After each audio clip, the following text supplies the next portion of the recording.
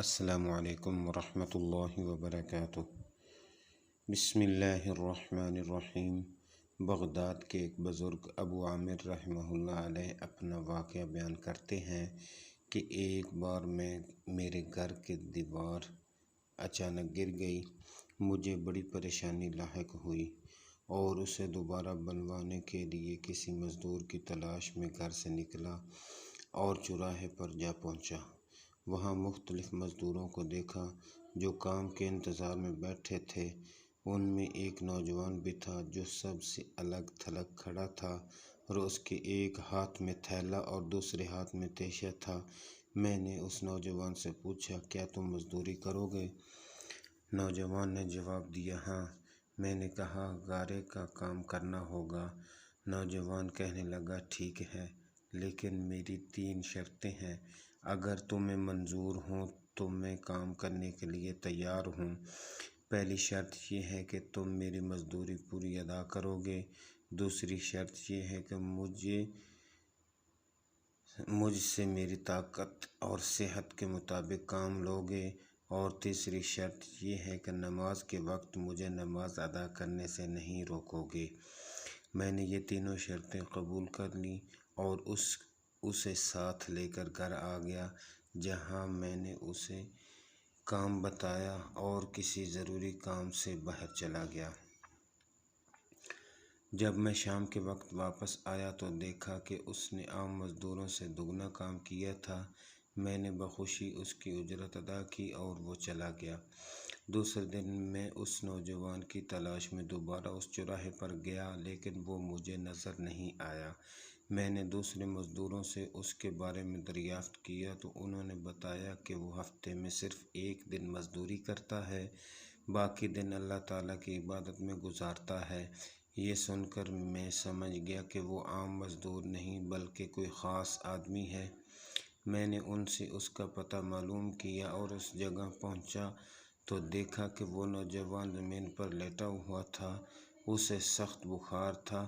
میں نے اس سے کہا، میرے بھائی، تو یہاں اجنبی ہے، تنہا ہے، پھر بیمار بھی ہے۔ اگر پسند کرو تو میرے ساتھ میرے گھر چلو اور مجھے اپنی خدمت کا موقع دو۔ اس نے انکار کر دیا، لیکن میرے مسلسل اصرار پر مان گیا، لیکن ایک شرط رکھی کہ وہ مجھ سے کھانے کی شے نہیں لے گا۔ میں نے اس کی یہ شرط منظور کر لی اور اسے اپنے گھر لے آیا۔ وہ 3 دن میرے گھر قیام پذیر رہا، لیکن اس نے نہ تو کسی چیز کا مطالبہ کیا اور نہ ہی کوئی چیز لے کر کھائی۔ چوتھے روز اس کے بخار میں شدت آ گئی تو اس نے مجھے اپنے پاس بلایا اور کہنے لگا، میرے بھائی، لگتا ہے کہ اب میرا آخری وقت قریب آ گیا ہے، لہٰذا جب میں مر جاؤں تو میری اس وصیت پر عمل کرنا کہ جب میری روح جسم سے نکل جائے تو میرے گلے میں رسی ڈالنا اور گھسیٹتے ہوئے باہر لے جانا اور اپنے گھر کے ارد گرد چکر لگوانا اور یہ صدا دینا کہ لوگو، دیکھ لو، اپنے رب تعالیٰ کی نافرمانی کرنے والوں کا یہ حشر ہوتا ہے، شاید اس طرح میرا رب عز و جل مجھے معاف کر دے۔ جب تم مجھے غسل دے چکو تو مجھے انہی کپڑوں میں دفن کر دینا، پھر بغداد میں خلیفہ ہارون الرشید کے پاس جانا اور یہ قرآن مجید اور انگوٹھی انہیں دینا اور میرا یہ پیغام بھی دینا کہ اللہ عز و جل سے ڈرو، کہیں ایسا نہ ہو کہ غفلت اور نشے کی حالت میں موت آ جائے اور بعد میں پچھتانا پڑے، لیکن پھر اس سے کچھ حاصل نہ ہوگا۔ وہ نوجوان مجھے یہ وصیت کرنے کے بعد انتقال کر گیا۔ میں اس کی موت کے بعد کافی دیر تک آنسو بہاتا رہا اور غم زدہ رہا۔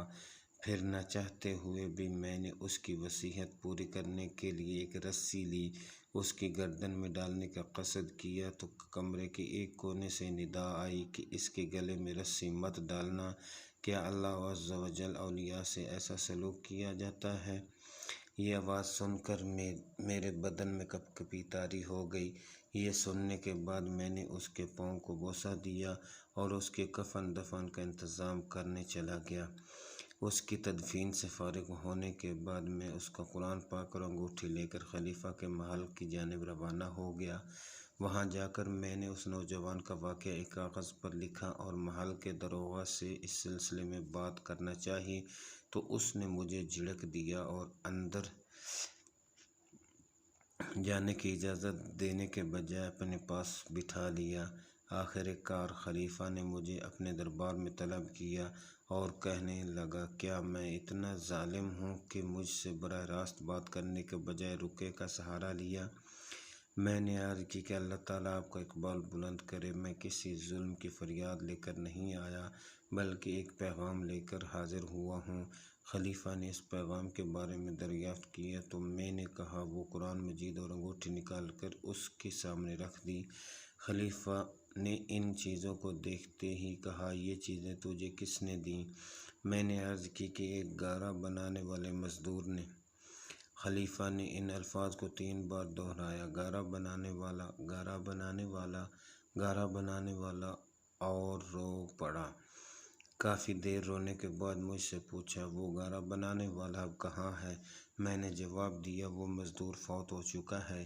یہ سن کر خلیفہ بے ہوش ہو کر گر گیا اور عصر تک بے ہوش رہا۔ میں اس دوران حیران و پریشان وہیں موجود رہا۔ پھر جب خلیفہ کو کچھ افاقہ ہوا تو مجھ سے دریافت کیا کہ اس کی وفات کے وقت تم اس کے پاس تھے؟ میں نے اس بات میں سر ہلا دیا تو کہنے لگا، اس نے تجھے کوئی وصیت بھی کی تھی؟ میں نے اس نوجوان کی وصیت بتائی تو وہ پیغام بھی دے دیا جو اس نوجوان نے خلیفہ کے لیے چھوڑا تھا۔ جب خلیفہ نے یہ ساری باتیں سنی تو مزید غمگین ہو گیا اور اپنے سر سے عمامہ اتار دیا اور اپنے کپڑے چاک کر ڈالے اور کہنے لگا، اے مجھے نصیحت کرنے والے، اے میرے زہد و پارسا، اے میرے شفیق۔ اس طرح کے بہت سے القابات خلیفہ نے اس مرنے والے نوجوان کو دیے اور مسلسل آنسو بھی بہاتا رہا۔ یہ سارا معاملہ دیکھ کر میری حیرانی پریشانی میں مزید اضافہ ہو گیا کہ خلیفہ ایک عام سے مزدور کے لیے اس قدر غمزدہ کیوں ہے؟ جب رات ہوئی تو خلیفہ نے مجھ سے اس کی قبر پر لے جانے کی خواہش ظاہر کی تو میں اس کے ساتھ ہو لیا۔ خلیفہ چادر میں منہ چھپائے میرے پیچھے پیچھے چلنے لگا۔ جب ہم قبرستان میں پہنچے تو میں نے ایک قبر کی طرف اشارہ کر کے کہا، علی جا، یہ اس نوجوان کی قبر ہے۔ خلیفہ اس کی قبر سے لپٹ کر رونے لگا۔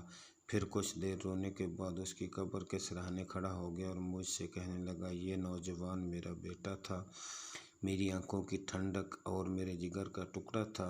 ایک دن یہ رقص و سرور کی محفل میں گم تھا کہ مکتب میں سے کسی بچے نے یہ آیت کریمہ تلاوت کی، أَلَمْ يَأْنِ لِلَّذِينَ آمَنُوا أَن تَخْشَعَ قُلُوبُهُمْ لِذِكْرِ اللَّهِ۔